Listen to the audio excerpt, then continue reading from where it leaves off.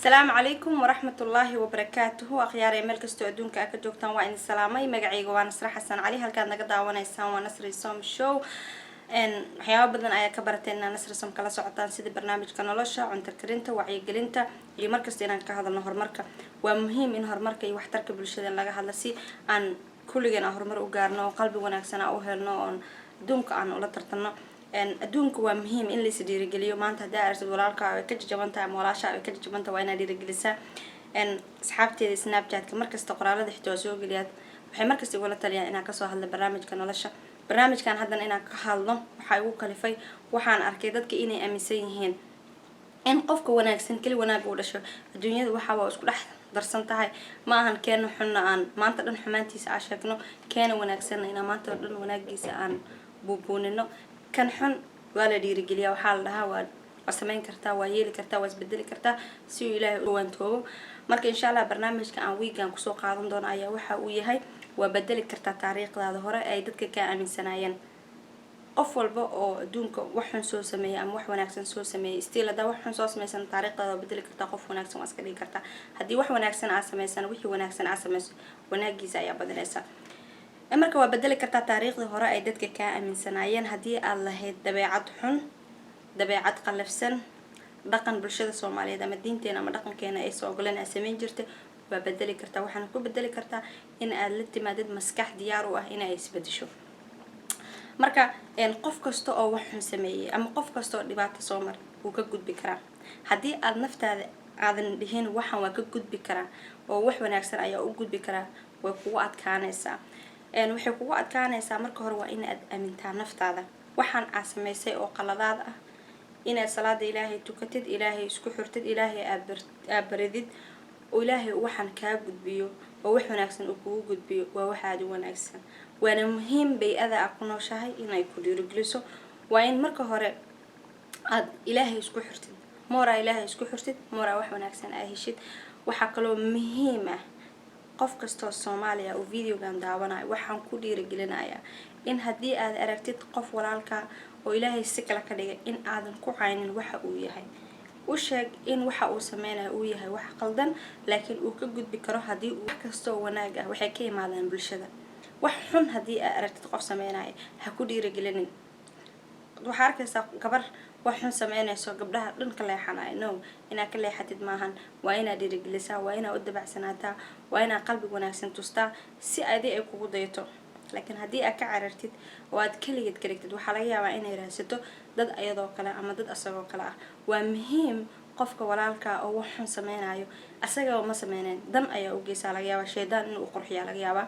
marka waxa laga doonayaa adiga oo wanaagsan in qofkaas bedeli kartid qof gaal ayaa muslimiina sida ogtihiin marka qofka walaalka oo muslimka waxaan sameynayo ina waxa wanaagsan aad u soo bandhigtid aad dhiirigelisid aad u dabacsanaatid qalbi wanaagsan oo jilicsan aad tusid waa shay aad u muhiim ah marka hore wax kasta waxa bedeli kara noloshaada marka aad 100% aad adiga is aamintid qofku waa inuu asaga is aaminaa hadii aad adiga is aaminsaneen oo aad isku kalsooneen oo aan ka hadlayo kalsoonida YouTube-ka ka jira waana ka daawan kartaa hadii adiga aad isku kalsooneen waa adkaanaysaa si lagu dhiirigeliyo si wax kasta lagu sheego kalsoonida waa shay muhiim ah qofkana waxa laga doonayaa inuu asaga uu 100% u is aamino ama is aaminto si ay ugu gudubto wax kasta oo adag ama wax kasta oo xumaan ama wax kasta oo dib ay la soo kulantay adduunka marna wax xun la kulmaysa marna wax wanaagsan ay la kulmaysa dad waxa arkaysaa oo dhibaataysnaa oo banaanada darbiyada jiifan jireen oo hadda adduunka ugu taajirsan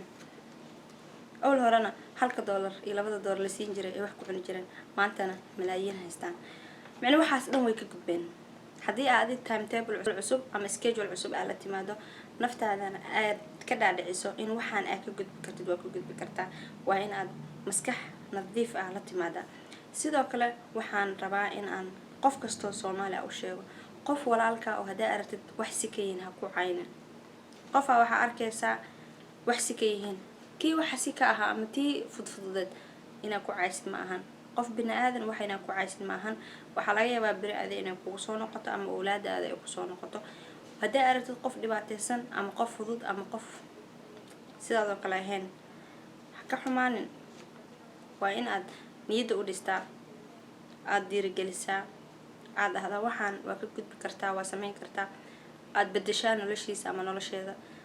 qof hadaa aragtid oo qamriga cabaa banaankaas taagan u wac, dharka ka bedel, cunto fiican sii, maanta dhan u ducee, soo dhaweyso.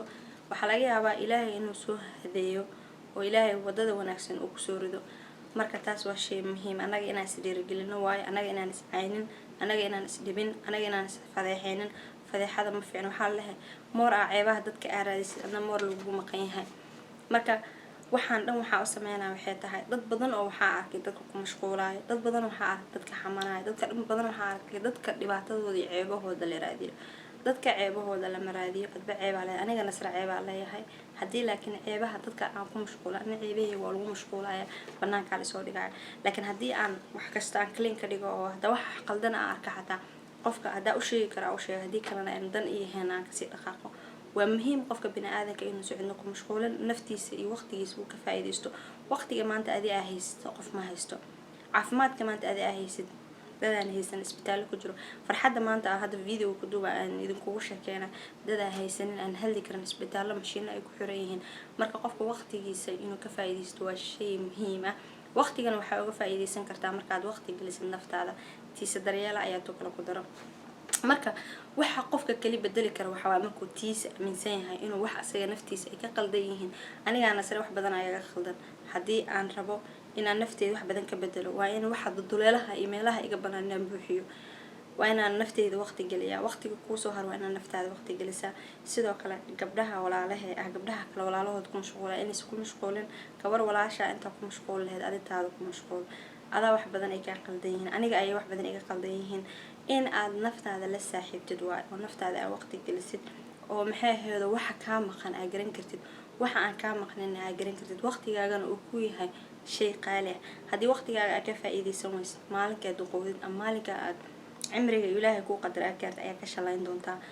waqtiga ku soo mar waa inaad ka faa'iideysataa oo aadan xan iyo shaakiyo telefoon inta dhigta saaratid heblaayada maanta maxaa u yaala ama heblaayada maxay aada dhihin. inaad dantaada aqoonsanataa, ilmahaaga aad waqti gelisaa, noloshaada aad waqti gelisaa, waqtiga kuu soo haro quraankaaga akhrisataa.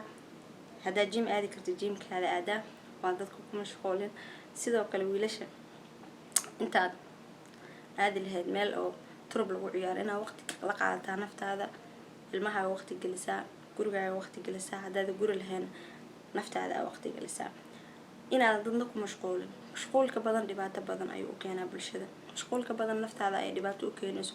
waxaa laga yaabaa in kalsooni darro ay kugu dhacdo oo wax kasta socdo inaad lugta la gashid. waa in qofka uu xad leeyahay. markaa xad leedahay qof kasta ayaa ku xishmeenayo, qof kasta ayaa ku aaminaya, meel kasta aad tagto waa lagaa xishmeynaa.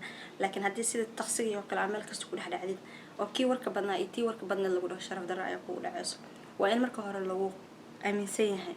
waxaana lagugu aamini karaa inaad marka hore isqiimaysid, qiimeyn isku samaysid.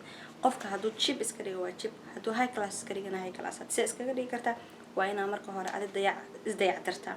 guriga ranjiga markuu wasaqoobo waa la dayactiraa sooma. waa inaad isdayactirtaa, aad isa soo saxdaa, bulshada aa ula timaadaa wax nadiif ah way kaa aamini karaan ayna kugu kalsoonaan karaan. sidoo kale waxaa shay muhiim ah qofka bini'aadanka inuu aqoonsan yahay waxa u fiican iyo waxa u xun. haddaa garanaysa waxa kuu fiican iyo waxa kuu xun meelaa u socoto waa garan kartaa. laakiin haddaada garanaynin subaxii markaa soo kacdid waxaa qabata aada garanaynin iska socotid le shaqadii aadid karada gurigaa iska bixisid, cuntadaada aa cuntid, waxaada aa walaaqatid, wax fiican ma laha. waxaa garan kartaa wax kasta waxaa ku garan kartaa in waxa kuu fiican iyo waxa kuu wanaagsan aa garan kartaa oo wax kasta aysan kuu ahayn isku dhufo ka dhaqaaq. maanta haddii aad kaba soo qaad meel aad tagtay qof laba qof oo sheekeysanaya u tagtay, haddaad dalaq dhahayd wixii laga sheekeynaa ma garan kartid. waxaa laga yaabaa in shaati uu kaa wasaqoobo ama wejiga haddaa gabarta uu kaa wasaqoobo. maxaa yeelay waxaan bad aanu ku deeqin ayaa gashay. wixii markii wax lagaa weydiiyo ayaa jawaabteeda la bixiyaa. laakiin waxaan waxba kaa gelin ama dantaada ahayn haddaa lugta la gashay sharaf darro ayaa kugu dhacayso. waxaa laga yaabaa adduunkan waxaa u timaada waxay tahay in wuxuu ilaahay kuu qadara aad ka qabsatid, danahaagana aad ka raacatid. qof kastana uu ku arkaa qof qiimo badan. haddaadan qiimo lahayn naftaada waa kuu dhamaatay. adduunka dhan waxaa lagu dhahay t e k. markasta waa la iska ilaaliyaa in lagugu waco hebel iyo heblaayo. markastana qiimo badanaa la isku sameeyaa. waana muhiim in la is dhiirigeliyo. waana muhiim in qof walba qofka kale uu kalsooni buuxdo oo ka gudubnaa waxyaabaha qaar aan u gudubnaa waxyaabaha wanaagsan. يعني sidoo kale waa inaan isku faanaa waa inaan isdhiirigelinaa waa inaan isku faraxnaa hadaa maanta aragtid walaasha ama walaalka horumar weyn oo wanaagsan sameeyay ha ka maseerin ha dhihin show waxaas ku keenay lacag soo dhacay waxaan ku sameeyay lacagta inta ka keentay waxaan ku sameeyay ma aha inaan ka fikirtid maasha Allah dheh ilaahay u barakeeyo hadii aad u baahantahay idea ama inay ku caawiso u tag soo weydii ma ahan inaan qofka bini'aadanka xumaantiisa la afaafisid wanaagiisana aad faahfaahinin ogow hadii aad dadka ku mashquulshid adana in lagu mashquulayo maskaxdaada gali insha Allah barnaamijkiisa kale intaan ku kulmi doono Allaayo waana jecelahay wax wanaagsan markasta inaan idin soo bandhigo si aan u noqono bulsho markasta waxyaabaha maskaxda furan ka hadlo marka insha Allah barnaamijkiisa kale ku kulmi doono waxaan idinkaga tagayaa عافيس مسامح رمضان كأي فود نوصو هايو إن شاء الله هل يصير حمانت هلا جوانتو وناجه هلا جبن جيبه وناجه هلا نعيد هلا فيريو إن شاء الله وحنا كيجي تجايا إن سبسكرايب جريسان